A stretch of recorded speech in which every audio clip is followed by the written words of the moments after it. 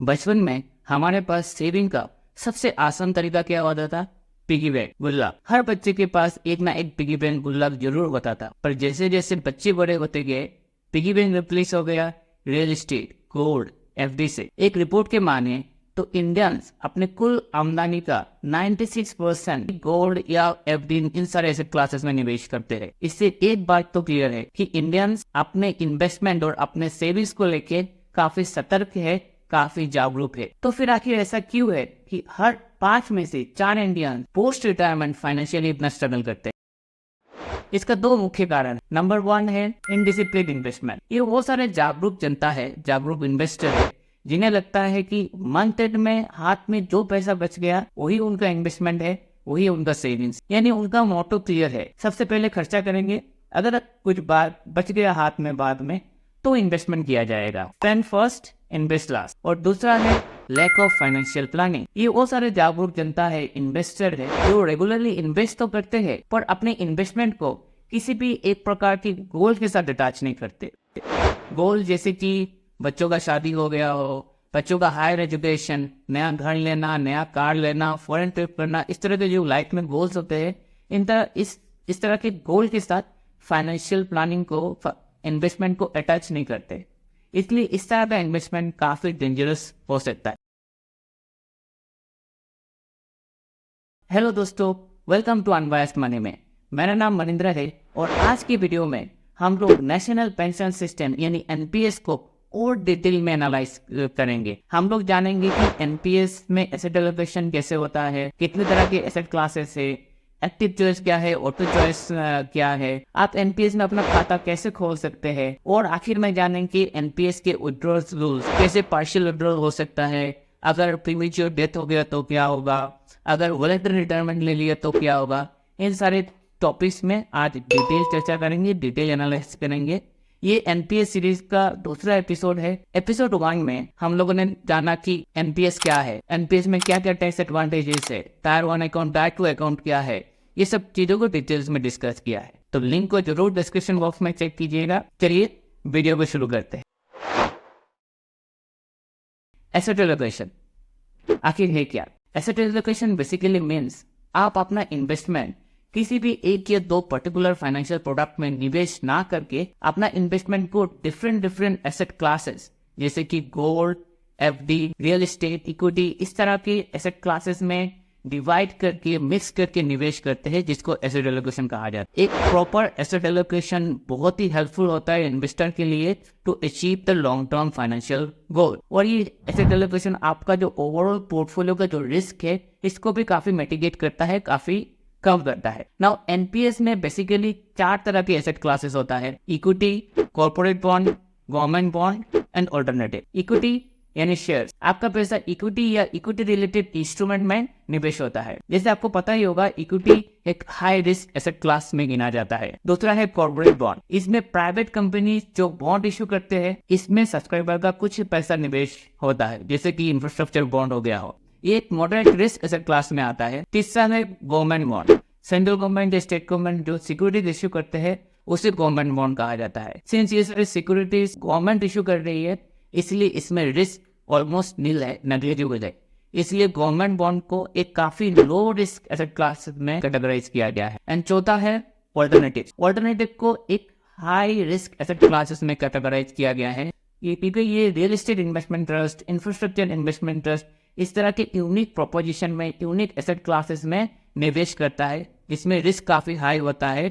इसलिए ऑल्टरनेटिव एक high risk asset class. Now सवाल ये है कि आप इस सब्सक्राइबर एक राइट एसेट एलोकेशन एनपीएस में कैसे चूज करेंगे? देखिए, एनपीएस में एसेट एलोकेशन चूज करने का 2 ऑप्शन। सबसे पहला ऑप्शन है ऑटो चॉइस एंड दूसरा है active choice. Active choice basically बताता ये है कि सब्सक्राइबर खुद अपना एसेट एलोकेशन डिसाइड करता है। कंट्रीब्यूशन का कितना पैसा इक्विटी में निवेश होगा, कितना डेट में होगा, कितना कॉर्पोरेट बॉन्ड में होगा, कितना गवर्नमेंट बॉन्ड में होगा, ये सारे डिसीजन इन्वेस्टर्स खुद लेता है।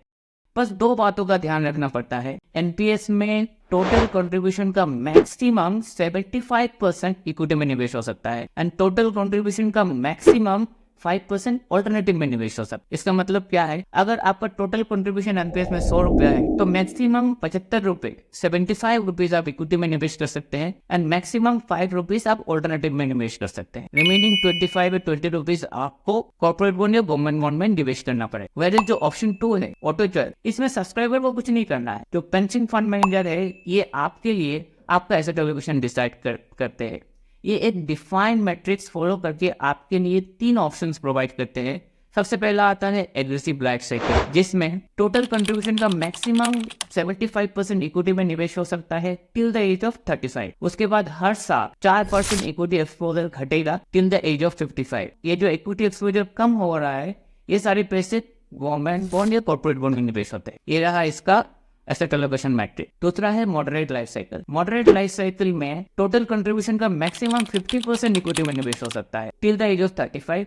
उसके बाद हर साल 2% करके इक्विटी एक्सपोजर घटेगा टिल द एज ऑफ 55। ये रहा एसेट एलोकेशन मैट्रिक्स। एंड तीसरा है conservative life cycle. Conservative life cycle में टोटल कंट्रीब्यूशन का मैक्सिमम 25% इक्विटी में निवेश हो सकता है। उसके बाद हर साल 1% करके इक्विटी एक्सपोजर घटेगा टिल द एज ऑफ 55। ये रहा आपका कंजर्वेटिव का एसेट एलोकेशन मैट्रिक्स।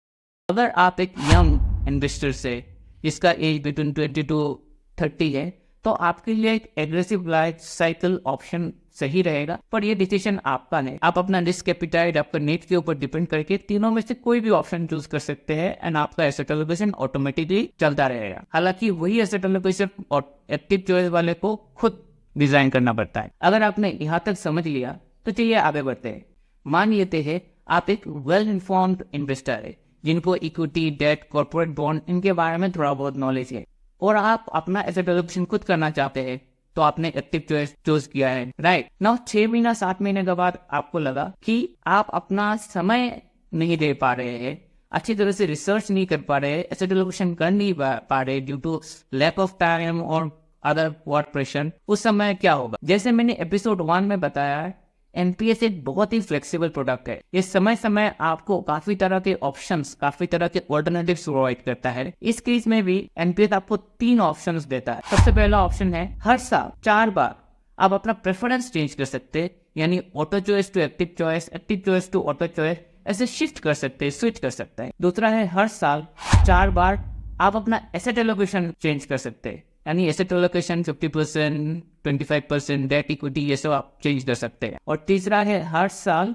1 बार आप अपना पेंशन फंड मैनेजर चेंज कर सकते हैं। मान लीजिए आपने कोई पेंशन स्कीम चूज किया और पेंशन फंड मैनेजर आपके लिए अच्छा खासा रिटर्न जनरेट नहीं कर रहा है, is not up to your expectation, वो पेंशन फंड मैनेजर को चेंज कर सकते हैं हर साल, हर फाइनेंशियल ईयर 1 बार। अगर आपने यहाँ तक समझ लिया तो चलिए आप आगे बढ़ते हैं और जानते हैं कि एनपीएस में आप खाता कैसे खोल सकते। देखिए एनपीएस में खाता खोलने का 2 ऑप्शन, ऑफलाइन या ऑनलाइन। ऑफलाइन अगर खोलना चाहते हैं तो आपको पीओपीएसपी यानी point of presence service provider के पास जाना पड़ेगा। ये पीओपीएसपी कोई भी हो सकता है, एक ऑथोराइज बैंक हो सकता है, पोस्ट ऑफिस हो सकता है, कोई भी सरकारी इंस्टीट्यूशन हो सकता है।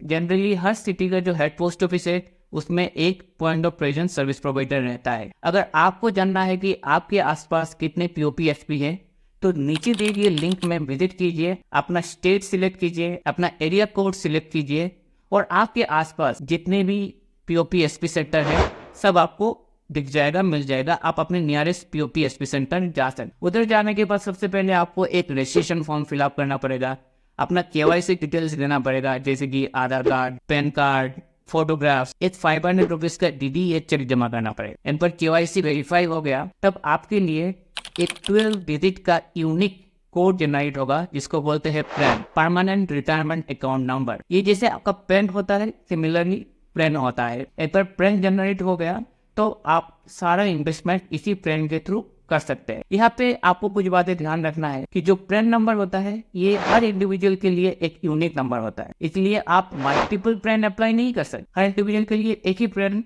एक ही बार इशू होगा। आप ज्वाइंट अकाउंट में पैन इशू नहीं कर सकते, यानी आप ज्वाइंट अकाउंट में एनपीएस इन्वेस्टमेंट नहीं कर सकते हैं। और तीसरा है अगर आप एचयूएफ है, हिंदू अनडिवाइडेड फैमिली, तब भी आप एनपीएस में निवेश नहीं कर सकते, यानी आपका कोई पैन जनरेट नहीं हो सकता। तो ये रहा आपका ऑफलाइन का प्रोसेस। अगर आपको ऑनलाइन खोलना है तो ऑनलाइन का प्रोसेस आजकल तो काफी इजी हो गया है। आधार बेस्ड, ओटीपी बेस्ड, बहुत इजीली हो जाता है। इसके लिए आपको कुछ डिटेल्स चाहिए होता है, जैसे कि आधार नंबर, एक एक्टिव बैंक अकाउंट, क्योंकि आपको ऑनलाइन 500 रुपीज इनिशियली ट्रांसफर करना पड़ेगा, एक ई सिग्नेचर और एक फोटोग्राफ। वंस ये सारी चीज आप पोर्टल में अपलोड करेंगे, सब कुछ वेरीफाई हो जाएगा। जैसे ऑफलाइन में आपके लिए एक यूनिक 12 डिजिट कोड जनरेट हुआ है, सिमिलरली ऑनलाइन में भी एक प्रैन जनरेट होगा। एक प्रैन जनरेट हो गया तो आप अपना एनपीएस में इन्वेस्टमेंट जर्नी शुरू कर सकते हैं। जब भी आप एनपीएस में खाता खोलने जाए तो आपके पास दो चॉइस अगेन रहेगा, टायर 1 अकाउंट या tyre 2 account. Now tyre 1 account जो है ये एक प्राइमरी अकाउंट है, ये एनपीएस का मेन अकाउंट। रिटायरमेंट सोल्यूशन के रिलेटेड सारे इन्वेस्टमेंट टायर 1 अकाउंट के थ्रू होता है। टायर 2 अकाउंट है ये ऑप्शनल अकाउंट है, इसको एक सेविंग अकाउंट बाय एक इन्वेस्टमेंट अकाउंट और एक इन्वेस्टमेंट अकाउंट की तरह आप कंसीडर कर सकते हैं। टायर 1 अकाउंट क्या है, 2 अकाउंट क्या है, क्या डिफरेंसेस है, क्या सिमिलरिटी है, सारी चीजों को एपिसोड 1 में डिटेल में कवर किया है, इसलिए आपको लिंक चेकआउट करके उस वीडियो को देखना बहुत ही इंपॉर्टेंट है, जरूरी है। आज यहाँ पे टायर 1 टायर 2 अकाउंट में अकाउंट के ऊपर ज्यादा बात नहीं करेंगे। हम लोग ये बात करेंगे जब भी आप अकाउंट एक्टिवेट करेंगे ना, उसके बाद उसको एक्टिव रखने के लिए हर साल मिनिमम 1000 रुपीज आपको एनपीएस के अकाउंट में जमा करना पड़ेगा। मान लीजिए किसी कारणवश आप 2-3 साल मिनिमम कंट्रीब्यूशन अमाउंट नहीं जमा कर, तो क्या होगा, तो अकाउंट फ्रीज हो जाएगा, अकाउंट डीएक्टिवेट हो जाएगा। उसको रीएक्टिवेट कराने के लिए सबसे पहले आपको जितने सालों के लिए आपने मिनिमम कंट्रीब्यूशन मिस किया है वो पहले एज ए पेनाल्टी जमा करना पड़ेगा। अगर आपने 3 साल तक मिनिमम कंट्रीब्यूशन नहीं दिए तो 3 साल का 1000 + 1000 + 1000 यानी 3000 रुपीज सबसे पहले जमा करना पड़ेगा। उसके बाद अकाउंट रीएक्टिवेट हो जाएगा, उसके बाद आप अपना ट्रांजेक्शन एनपीएस में कर सकते हैं। अगर आपने यहाँ तक समझ लिया तो चलिए अब जानते हैं कि एनपीएस में विड्रॉल्स रूल क्या क्या है और ये सब कैसे काम करते हैं। देखिए, जैसे मैंने एपिसोड 1 में कहा है कि एनपीएस में निवेश किया हुआ पैसा आप रिटायरमेंट से पहले नहीं निकाल सकते, यानी 60 साल से पहले आप नहीं निकाल सकते। रिटायरमेंट के बाद भी आप टोटल पर्पस का ओनली 60% आप लमसम निकाल सकते हैं। अगर यानी आपका टोटल पर्पस अगर 1 करोड़ रुपया है तो उसका 60% 60 लाख रुपए आप एज ए लमसम निकाल पाएंगे।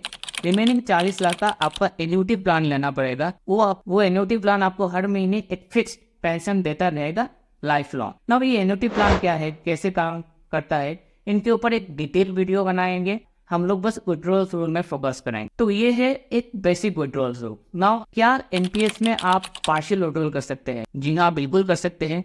एनपीएस पार्शियल विड्रॉल सब्सक्राइबर को अलाउ करता है, पर कुछ स्पेशल सर्कमस्टांसेस में, जैसे कि क्रिटिकल इलनेस हो गया, बच्चों की शादी करवाना है, नया घर लेना है, इन सब केसेस में आप पार्शियल विड्रॉल के लिए एलिजिबल है। पर उसमें भी कुछ क्राइटेरिया है। सबसे पहला है कि आपका जो एनपीएस का अकाउंट है ना, वो मिनिमम 3 साल पुराना होना चाहिए और लास्ट 3 साल से आप लगातार एनपीएस में निवेश कर रहे हैं, तभी आप पार्शियल विड्रॉल के लिए एलिजिबल है। दूसरा है आप टोटल कंट्रीब्यूशन का मैक्सिमम 25% आप पार्शियल विड्रॉल कर सकते हैं। यानी अगर आपका टोटल कंट्रीब्यूशन 100 रुपया है, जो आज के डेट में बढ़ के हो गया 130 रुपये, तो आप 130 का 25% नहीं, 100 रुपीज का 25% यानी 25 रुपीज आप पार्शियल विड्रॉल कर सकते हैं। तीसरा है पूरा एनपीएस के टेन्योर के दौरान, पूरा एनपीएस की अवधि के दौरान आप मैक्सिमम 3 बार पार्शियल विड्रॉल के लिए अप्लाई कर सकते हैं और हर पार्शियल विड्रॉल के बीच में मिनिमम 5 साल का गैप होना चाहिए, तभी आप 3 बार पार्शियल विड्रॉल